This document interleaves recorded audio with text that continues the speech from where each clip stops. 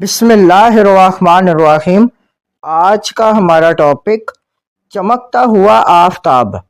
حضرت عمار بن یاسر رضی اللہ تعالیٰ عنہ کے پوتے حضرت ابو عبیدہ علیہ الرحمہ نے بیان کیا، میں نے حضرت ربیع بنت معوذ بن افرا رضی اللہ تعالیٰ عنہ سے عرض کی، مجھے سیدنا رسول اللہ صلی اللہ علیہ وسلم کا حلیہ بتائیے۔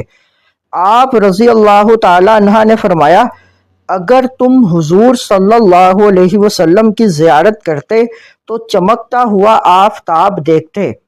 اس حدیث مبارک میں حضور خاتم الانبیاء صلی اللہ علیہ وسلم کو حسن و جمال اور نورانیت کے اعتبار سے سورج کے ساتھ تشبیہ دی گئی۔